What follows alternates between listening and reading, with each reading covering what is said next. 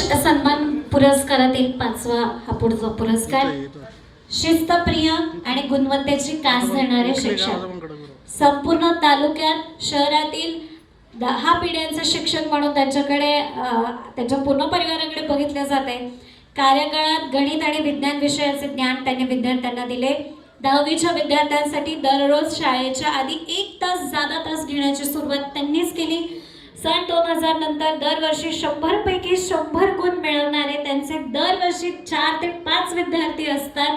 एवढंच नव्हे, विद्यार्थ्यांसाठी परिश्रम घेणारे शिक्षक असा त्यांचा नाव लौकिक आहे. गुणवत्तेच्या बाबतीत कधीही तडजोड केली नाही.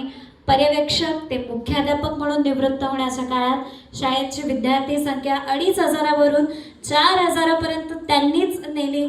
संस्थेच्या जिल्ह्यातील शाळांमध्ये संख्येच्या बाबतीत आणि गुणवत्तेच्या बाबतीत 2 नंबरची शाळा म्हणून नावलौकिक मिळवून देण्यामध्ये त्यांचाच हातभार होता.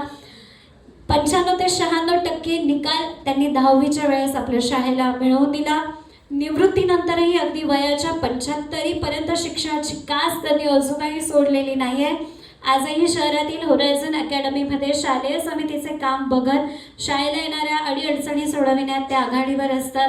शाळेमध्ये नेहमी विविध नवीन उपक्रम ते सुचवित असतात.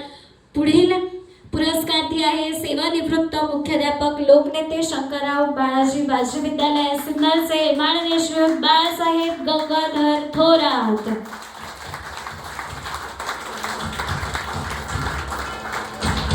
विशेष सन्मान पुरस्कार माननीय श्री बाळासाहेब गंगाधर थोरात. टाळ्या जोरदार.